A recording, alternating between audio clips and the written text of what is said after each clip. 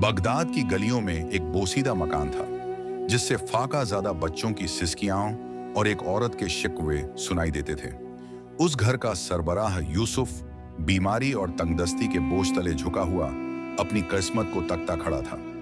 यह उस जमाने का जिक्र है जब बगदाद में एक वबा फैली, बाजार सुनसान, कारखाने बंद और कई घरों के चूल्हे ठंडे पड़ गए। यूसुफ भी इस वबा का शिकार होकर कमजोर और बेकार हो चुका था। कई दिन गुजर गए, बच्चे भूख से कराहते, बीवी मायूसी से बर्तनों को देखती जिनमें अनाज का एक दाना तक न था। एक दिन बीवी ने तड़प कर कहा, यूसुफ, कुछ रोजी का बंदोबस्त करो वरना यह घर भूख से मर जाएगा।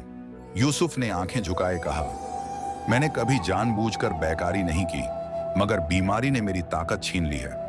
बीवी का सब्र का पैमाना लबरेज हो चुका था। यूसुफ ने कमरे में नजर दौड़ाई और एक पुरानी लंबी रस्सी उठाई। मैं इसे बेचकर आता हूं, शायद बच्चों के लिए कुछ लाया जा सके। बीवी ने तल्खी से कहा, आज का इंतजाम हो भी गया तो कल क्या करोगे? यूसुफ ने आसमान की तरफ देखा और बोला, कल का मालिक मेरा रब है। वो रस्सी बेचने बाजार गया, गलियों में सदा लगाता फरा, यहां तक कि एक शख्स ने रुककर कहा, मैं इसके बदले तुम्हें 1 दीनार दे सकता हूं। यूसुफ बोला, इसकी कीमत 1 दीनार से ज्यादा है, मैंने इसे कई साल पहले महंगे दामों में खरीदा था। वो शख्स हंसकर बोला, या लो या छोड़ दो, मेरी यही कीमत है, मरता क्या ना करता। यूसुफ ने रस्सी 1 दीनार में बेच दी, घर की तरफ चल दिया, मगर रास्ते में एक मंजर ने कदम रोक ली। एक नौजवान एक ज़ईफ शख्स का गला पकड़े घसीट रहा था। बुजुर्ग हाथ जोड़कर इल्तिजा कर रहे थे। यूसुफ ने कहा, ऐ जवान, ये तुम्हारे बाप की उम्र के हैं, तुम इनके साथ ऐसा क्यों कर रहे हो? बूढ़ा हांफती सांसों में बोला, ये मुझे 1 दरहम के कर्ज की खातिर काजी के सामने घसीट रहा है, जहां कैद मेरा मुकद्दर होगी। यूसुफ ने जेब में हाथ डाला। वो 1 दीनार जो रस्सी बेचकर मिला था नौजवान को दिया और कहा, बूढ़े को छोड़ दो। बूढ़े ने हाथ उठाकर दुआ दी, ऐ नेक दिल, अल्लाह तुम्हें इसका 100 गुना दे। यूसुफ खाली हाथ घर पहुंचा। बीवी ने सारा माजरा सुनकर कहा, चराग जो घर को रोशन करता है उसे मस्जिद में नहीं ले जाते, हमारे बच्चे भूखे हैं। यूसुफ ने आहिस्ता से कहा, मैं जानता हूं, मगर वो हमसे भी ज्यादा जरूरतमंद था। जो लिखा था वो हो गया। फिर वो घर में कुछ ढूंढने लगा।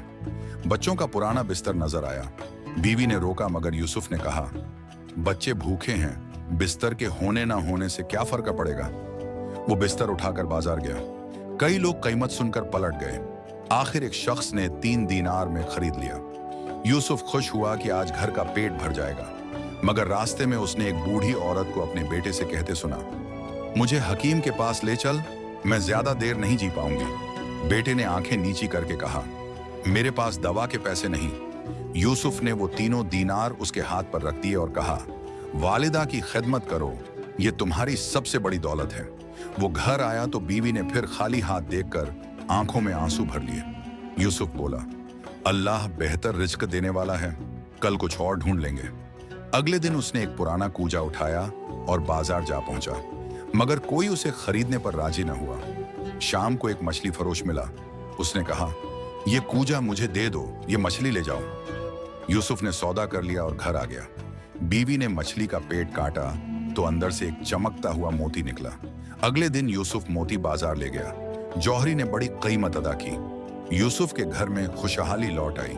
चंद दिन बाद उसने नए कपड़े, अच्छा खाना और जरूरत की हर शय खरीद ली।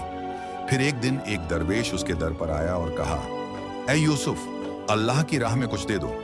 यूसुफ ने सुनहरी सिक्कों की एक थैली उसके हाथ में रख दी। दरवेश मुस्कुराया और बोला, मुझे तुम्हारे माल की हाजत न थी, मैं तो तुम्हारे दिल को परखने आया था।